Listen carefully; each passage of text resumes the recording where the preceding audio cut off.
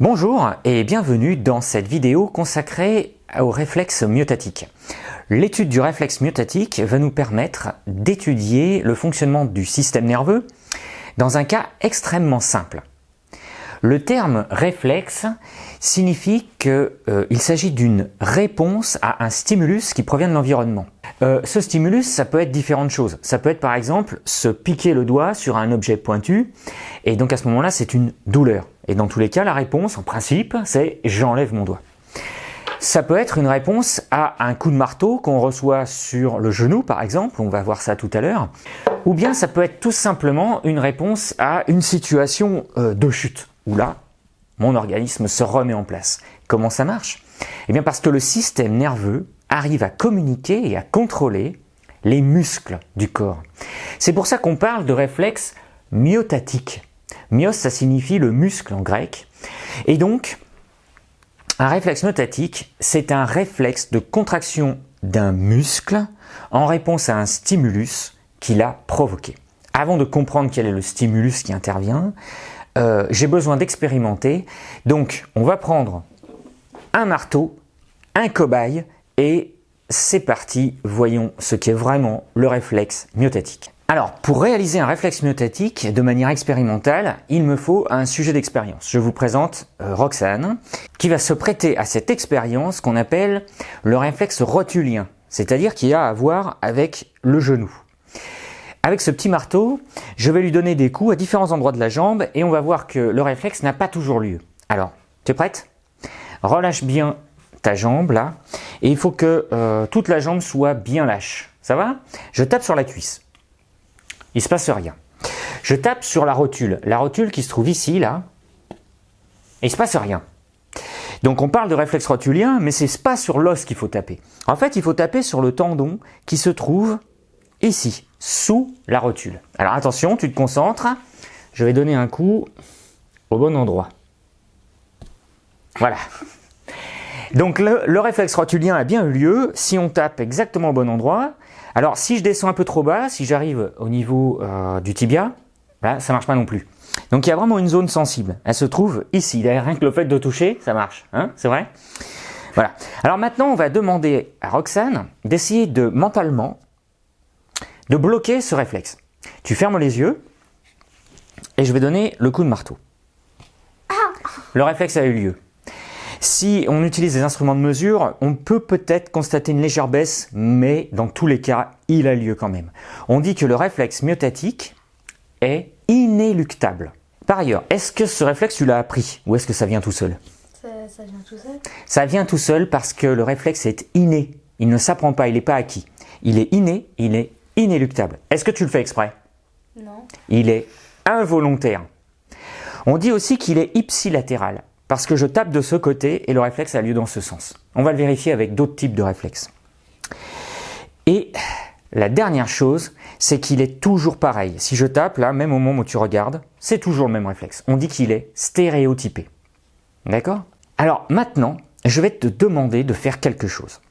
Tu vas essayer de contracter le muscle qui se situe là, derrière la cuisse. Vas-y, contracte-le.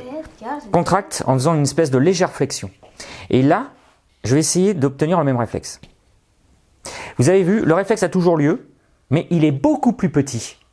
Ça veut dire qu'il y a un moyen de l'éviter. Il faut contracter le muscle qui se situe en dessous de la cuisse. Pourquoi? Parce que ce muscle-là est l'antagoniste de ce muscle qui se situe au-dessus de la cuisse.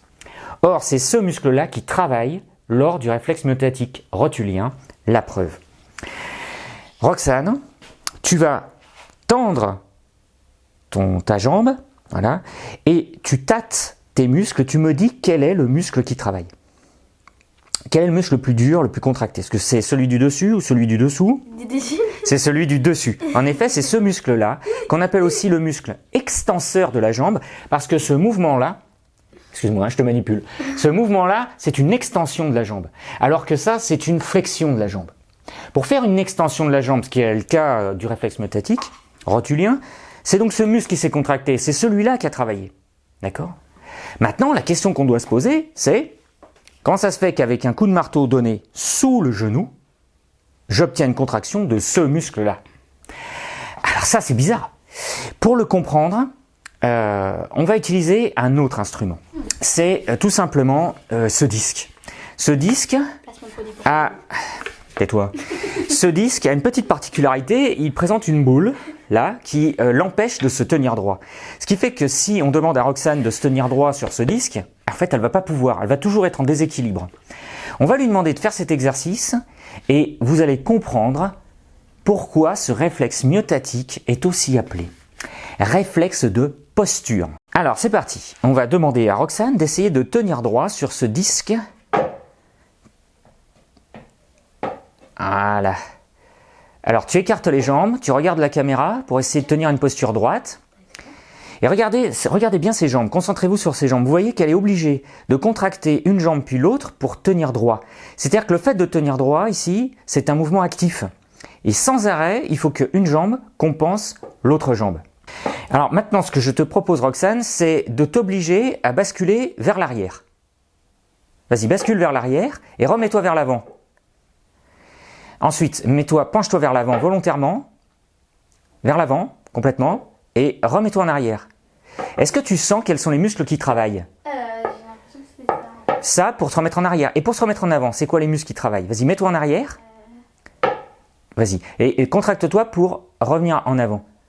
Quels sont les muscles qui ont travaillé? Ceux qui sont devant. Voilà. Alors, pour bien comprendre ce qui s'est passé, je vais demander à Roxane de se pencher vers l'avant. Le plus que tu peux. Vas-y, penche-toi vers l'avant. Là, à ce stade, les muscles qui se situent en arrière de ses cuisses sont étirés, allongés. En réponse, pour redevenir droit, vas-y, remets-toi droite, ces muscles se contractent. Maintenant, on va faire l'inverse.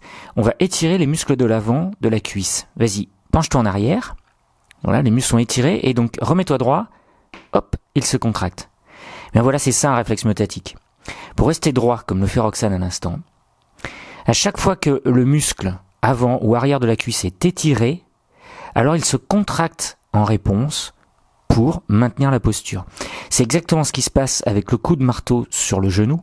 Quand je tape au niveau du genou, j'étire légèrement le muscle du haut de la cuisse, l'extenseur de la cuisse, et du coup en réponse il se contracte parce que ce muscle-là ressent un étirement, c'est-à-dire un basculement vers l'arrière, qui n'est pas réel, il est simplement dû à l'effet de marteau. Tu as compris, Roxane? Très bien. Donc si vous avez bien compris le concept de réflexe de posture, vous pourrez comprendre qu'on peut obtenir un réflexe myotatique à d'autres endroits du corps. Pas seulement au niveau du genou. On peut par exemple l'obtenir au niveau de la cheville. Là, je vais vous montrer ce qu'on appelle le réflexe achilléen. Je vais taper à cet endroit-là, ce qui va créer un étirement de ce muscle. Réfléchissez une minute. Qu'est-ce que ça va donner au niveau du pied? Une flexion du pied ou une extension du pied? Réfléchissez. Ça y est, vous avez répondu? On regarde? Tu es prête, Roxane? Je vais taper sur la cheville et regardez bien. Toi, regarde pas. Voilà, laisse-toi faire. Hop, encore un peu plus fort. Hop, voilà. Vous avez vu? Un petit coup ici a étiré ce muscle. En réponse, il s'est contracté. En se contractant, on obtient donc ce qu'on appelle une extension du pied, puisque c'est ce muscle-là qui est l'extenseur du pied. Est-ce qu'on peut le faire dans l'autre sens? Eh bien oui. Vas-y, retourne-toi, Roxane, s'il te plaît. Voilà. Alors, on va redresser complètement sa jambe pour qu'elle passe dans le champ de la caméra. Voilà. Et alors là, regardez, je vais taper ici. Toi, tu réfléchis à autre chose. Si je tape ici, j'étire ce muscle. Si j'étire ce muscle, je devrais avoir donc une flexion du pied. Eh bien, on va vérifier. Laisse-toi complètement faire. Attention. Paf. Voilà. Alors, pour comprendre maintenant ce qui s'est passé au niveau musculaire, j'ai besoin d'appeler Oscar le squelette. Alors, Oscar, tout le monde le connaît. C'est le squelette de tous les laboratoires. Sur Oscar, j'ai un squelette qui, typiquement, ne tient pas debout si on ne lui fixe pas un axe là pour le tenir. Un être humain, d'une manière générale, et ça vaut aussi pour les mannequins que vous pouvez voir en plastique, vous savez, dans les vitrines de magasins, ces mannequins ne tiennent pas debout. Pour tenir debout, un être humain est sans arrêt obligé de contracter ses muscles. Alors, par contre, regardez, il y a une petite subtilité. Ici, voilà la jambe d'Oscar. Je vais le présenter devant moi, comme ça. Quand on fait le réflexe rotulien, on a toujours une jambe qui est semi-pliée, comme ça. Et on tape à ce niveau-là, sous la rotule, pour étirer ce muscle ici. ce qui va provoquer en réponse sa contraction. Sauf qu'il faut bien avoir compris une chose essentielle. La contraction du muscle qui est là, elle fait bouger la partie de la jambe qui se trouve en aval. Là. Les muscles de la cuisse contrôlent cette partie de la jambe. D'accord?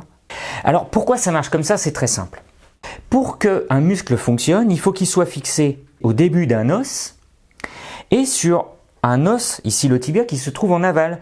En effet, comme ça, en forçant sur ce muscle, en contractant ce muscle, j'arrive à provoquer une extension de la jambe. Ça, ce mouvement qui est très efficace, c'est ce qu'on appelle un bras de levier. Ça permet, en l'occurrence, d'avoir une énorme force. Alors, maintenant, vous en savez assez sur les aspects mécaniques du réflexe myotatique. Si on veut en savoir plus sur un plan physiologique, il faut utiliser un matériel adapté comme l'Exao. Je vous propose de retourner en laboratoire et d'utiliser un marteau, mais cette fois connecté à un appareillage électrique pour voir comment ça fonctionne sur un plan physiologique. Sur ce réflexe achilléen, remarquez les 3 électrodes en couleur qui sont des électrodes réceptrices et qui vont mesurer les courants électriques qui ont lieu à l'intérieur du muscle. Lors du réflexe, on voit la contraction là, le muscle envoie une décharge électrique et regardez, elle apparaît sur cet écran. Sur l'axe des abscisses, c'est le temps qui est indiqué et on voit que le temps de la réponse est de l'ordre de 30 millisecondes, ce qui est très rapide et interdit l'intervention du cerveau. Le seul centre réflexe qui peut être intervenu là, c'est la moelle épinière. L'intensité du pic est de l'ordre de 700 microvolts, ce qui fait que ce sont des micro-courants. Mais en tous les cas, on retient cette valeur. 30 millisecondes, donc extrêmement rapide, le cerveau n'intervient pas. Voilà tout ce que je peux vous apprendre quant au réflexe myotatique sur un plan mécanique et physiologique.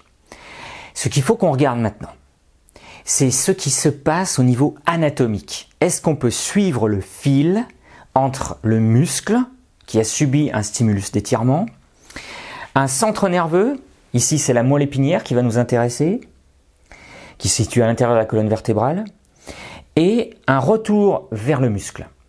Pour ça, il faut prendre un mammifère, ou bien au moins un vertébré, l'ouvrir et retrouver tout le chemin anatomique du système nerveux entre ces organes.